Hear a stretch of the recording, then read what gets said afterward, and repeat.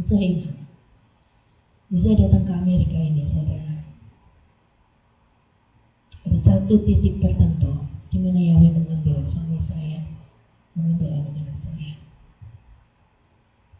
Di saat saya bilang, Bapak, suami saya nggak mau diajak pulang.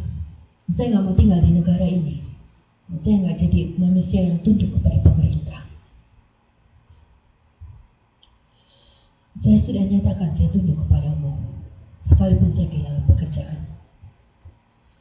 Jadi saya bilang pada saat itu saya menguduskan hari Sabat adalah hari Minggu. Saya nggak mau kerja pada hari Minggu. Saya harus kehilangan pekerjaan saya, sobat. Saya harus kehilangan pekerjaan saya. Saya nggak menyesal dengan keputusan saya. Bahkan saya bersyukur, Bapak, terima kasih. Kalau bukan karena peneguhanmu, saya tidak akan sanggup untuk memilih keputusan ini. Saya nggak punya surat, saudara.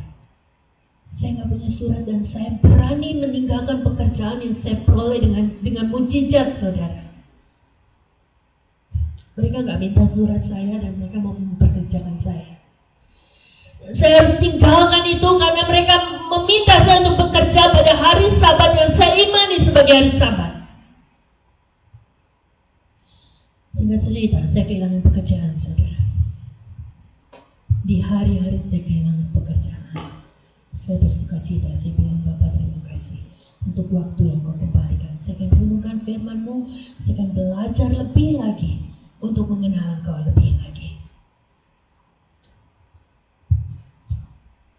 Suami saya mungkin kasihan ya, lihat saya wanita yang super sibuk di Jakarta, tiba-tiba harus dikerangkeng di dalam rumah, dalam satu kamar lagi, saudara. Dan saya cuma merumit, ya. Kita belum mampu untuk sewa satu rumah. Hanya rumit di sebuah keluarga yang Yahweh kasih. Pemandangannya begitu indah, dari kamar kita bisa lihat beach, ya, juga lapangan terbang. Punya luar biasa. Siang-siang suami saya kerja, anak saya sekolah, saya duduk-duduk dari balkoni, lihat pemandangan, baca firman, renungkan firman-Nya, ya. Jemput anak-anak jalan kaki, saya nikmatin semuanya. Sampai pulang-pulang dari kerja, suami saya cuma kerja jadi kasir sebuah store 24 jam, kerja malam, saudara, dari jam 7 malam sampai jam 7 pagi. Saudara, saya nggak malu saksikan ini. Seorang MBA dari universitas di Amerika kerja jadi kasir, gaji $5 per jam. Nggak malu, saudara, saya bangga. Tuhan saya luar biasa. Dia bawa koran, dia bilang begini, Ma, nih ada kerjaan jaga orang tua di Long Island. Saudara, entah bagaimana saya tertarik, saya ngelamar. Sampai di sana saya lihat ada banyak orang melamar. Situ ditulis orang yang nggak berpengalaman jangan melamar. Waktu saya interview, dia tanya, do you have experience? No. So why you apply this job? Saya bilang, because you're looking for someone that you can trust them. Terus, how I can trust you? I didn't know you. I'm Christian. I believe God. You can trust me. Saudara, saya nggak tahu kenapa saya harus ngomong kayak begitu. Nah, itu yang Tuhan taruh di dalam mulut saya. Dia nggak tertarik, saudara. Dia bilang banyak orang Kristen ngecewain saya. Itu bukan jaminan. Oke, saya tantang dia. Kalau saya kerja 1 minggu sama kamu dan kamu nggak puas, keluarin saya dan jangan bayar saya 1 sen pun. Wah, dia orang Jewish, saudara, orang Israel. Ya. Saya baru tahu setelah ngobrol sama teman-teman, orang Israel itu banyak yang pelit, saudara. Jadi senang kalau yang dapat gratisan. Wah, dia langsung interesting, saudara. Dia bilang, okay, I'm gonna call my wife. And I'm gonna call you if my wife interesting. Lalu saya berterima kasih. Thank you. Ya, dia udah kasih saya opportunity untuk ngobrol, ya. please let me know. If you interested me, this my number, this my name. Please call me. Thank you. Have a nice day. God bless you. Saudara, saya udah lupakan itu. Karena saya udah tahu, satu, saya nggak berpengalaman, dia cari orang yang berpengalaman. Kedua, dia bilang dia cari orang yang bisa dipercaya, dan dia bilang waktu saya katakan saya orang Kristen, dia bilang saya nggak percaya dengan orang Kristen. Banyak orang Kristen nggak bisa dipercaya. Ya. Yang ketiga, saingan saya begitu banyak, saudara. Yang keempat, saya punya banyak keterbatasan. Ya, saya nggak pernah tahu kerjaan seperti itu, saudara. Singkat cerita, saya udah lupakan itu. Saya bilang kalau bukan karena mujizat, saya nggak akan dapat pekerjaan itu. Saudara, saya habis pulang saya udah lupakan, jadi saya jalan-jalan sama suami saya. Sampai di rumah saya lihat telepon itu ngedip-ngedip, tup tup tup tup tup, ada lampu merah. Itu pertanda ada message, saudara, yang masuk. Ya, karena saya tinggal ngerumit, jadi saya nggak pernah berani angkat telepon, ya, karena itu telepon rumit saya. Saya lupa kalau saya tinggalin nomor telepon rumit saya, ya, saudara. Ngedip-ngedip begini. Ya, saya nggak mau buka karena banyak tagihan-tagihan telepon masuk dan saya nggak mau tahu urusan orang, saudara. Tapi nggak tahu hati saya tuh begitu kuat gitu ya. Tiba-tiba saya diingetin loh, tadi kan saya kasih tinggal nomor telepon ini gitu ya. Kalau saya pikir ini nomor telepon dia, saya angkat. Benar, saya lihat di caller ID-nya itu nomor telepon dokter itu ya, suami istri dokter. Cari orang untuk jagain mereka. Mereka udah tua, tinggal di Long Island. Jadi mereka cari orang hanya untuk nungguin mereka, saudara, kok ada apa-apa. Karena Long Island itu rumahnya jarang-jarang. Saya nggak bayang kalau kerjaan itu live in, saudara. Saya angkat teleponnya, dia tinggalin pesan, Vira, this is bla bla bla bla bla bla. Istri saya tertarik. Hari ini kalau kamu tertarik, kamu bisa datang ke kantor saya dan kamu mulai kerja besok. Saya kaget, saudara. Ya, dia bilang bawa baju kamu untuk 1 minggu. Saya baru tahu kalau itu pekerjaan live in. Saya harus tinggalin suami saya, tinggalin anak saya. No way, saya bilang begitu. Tapi di dalam hati saya terus bilang, aduh Tuhan, ini mujizat. Saya nggak lupa dengan perkataan saya. Saya katakan kalau saya diterima itu mujizat. Tapi kembali saya berpikir saya harus tinggalin anak saya, suami saya. Suami saya kerja malam. Saudara tahu apa yang terjadi?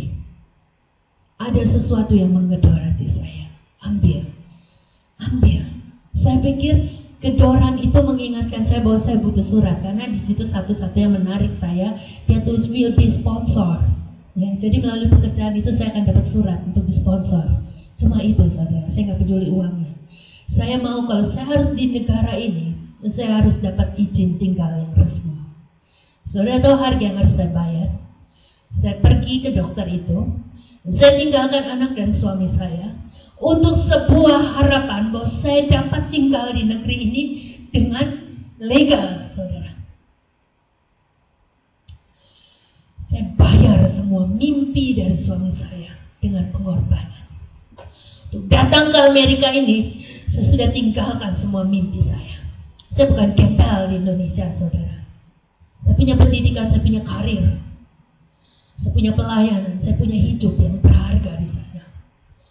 Satu-satunya yang membawa saya ke sini ada satu perkataan yang Yahweh taruh di dalam pikiran saya dan hati saya. Tunduk kepada suamimu. Sekalipun pada saat itu saya marah sekali dengan suami saya. Bagi saya, dia orang yang mengubur semua cita-cita saya. Saya bangun dari kecil. Ini harga yang harus saya bayar untuk tunduk kepada rencana yang Yahweh berikan dalam hidup saya. Singkat cerita, setelah saya kerja sana, saya angkat telepon. Anak saya nggak ngomong apa-apa, saudara. Dia cuma nangis, mami, come back, mami, pulang, mami, pulang.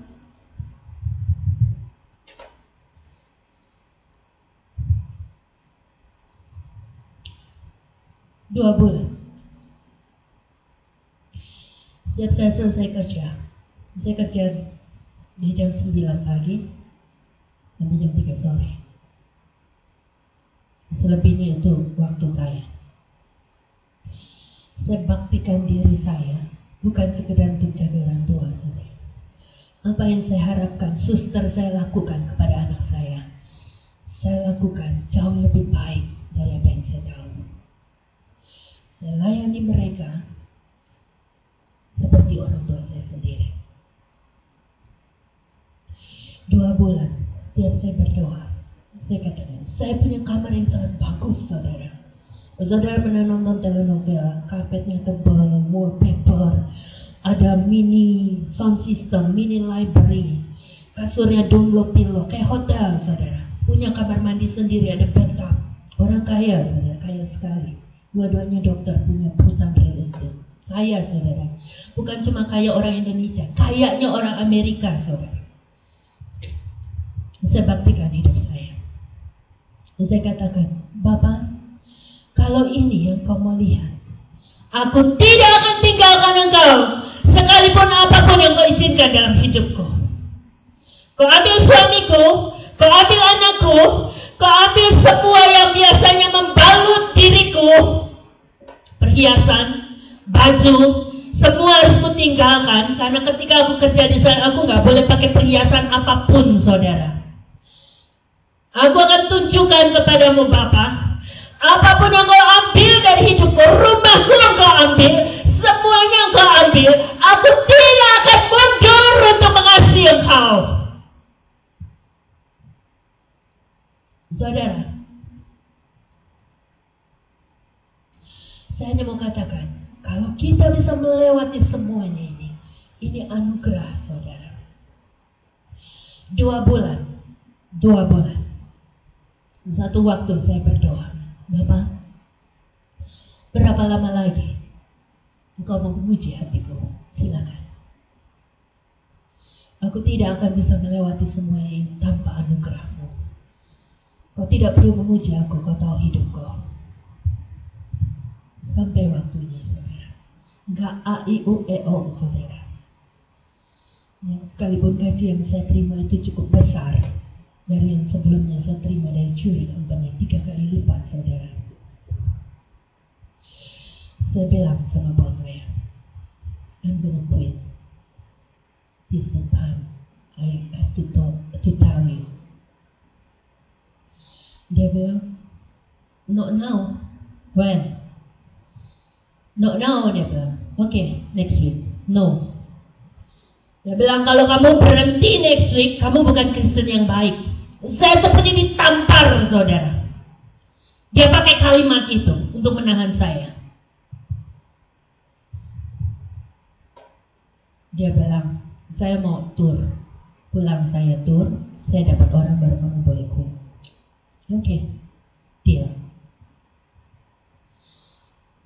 Saudara, yang saya ingat cuma, Tuhan, kalau bukan kalimat itu yang menahan saya, engkau bukan Kristen yang baik. Saya nggak peduli.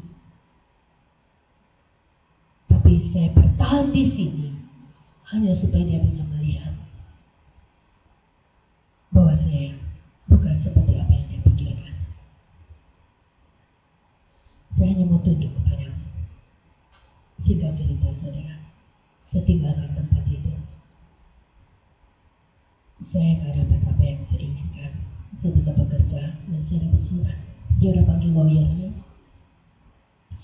Dia udah minta paspor saya. Dia udah minta semua surat-surat saya. Dia berkenan sekali, saudara, untuk sponsor saya. Waktu Yahweh bilang tinggalkan, saya tinggalkan itu dengan hati yang bersuka cita. Saya ingat apa yang Yesus katakan kepada Petrus. Sebelum ayam berkokok, engkau telah menyangkal aku 3 kali. Ini berbicara tentang sebuah kesetiaan, saudara. Kita tidak dapat berkata, aku mengasihi engkau Tuhan, aku mengasihi engkau Tuhan, aku mengasihi engkau Tuhan. Tetapi kita tidak mau dibawa untuk tunduk, semakin tunduk kepada Dia. Tuhan berkata, jika engkau mengasihi aku, gembalakanlah domba-dombaku. Pertanyaannya sekarang, seperti apa menggembalakan domba-dombanya Yahweh? Apakah kita berpikir bahwa menggembalakan domba Yahweh itu harus menjadi seorang pendeta besar, punya jemaat banyak? Tidak bersamanya demikian, saudaraku. Jika kita tahu kita dipanggil lebih dulu di antara istri dan suami kita, di antara anak-anak kita, di antara sahabat-sahabat kita, di antara komunitas tempat kita hidup, kita harus mau diajar lebih dulu. Kita harus mau dituntun lebih dulu. Kita harus mau menjadi lebih bersungguh-sungguh lebih dulu sebelum Dia mempercayakan hidup kita untuk memberitakan kebenaran firman. Saya mau katakan kepada saudara, Yesus bisa bawa orang lain untuk menolong kita berjumpa dengan Dia. Kalau kita memiliki hubungan semakin intim dengan Dia, kitab suci mencatat bahwa yang terdahulu menjadi terbelakang, yang terbelakang menjadi terdahulu. Tapi pastikan, saudara, pastikan ada saatnya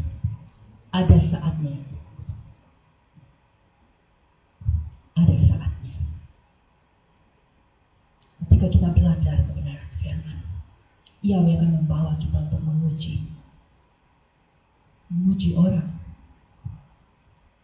Jadi pastikan, kalau kita tidak lagi melihat orang yang mengajar kita sesuai dengan kebenaran firman, tinggalkan dia. Jangan malu-malu, jangan takut-takut. Pastikan kita tinggalkan dia, karena dia tidak lagi hidup sesuai dengan firman. Tapi jika kita merasa dia masih hidup sesuai firman, tapi kita tinggalkan dia, yang rugi bukan dia, saudara, yang rugi kita.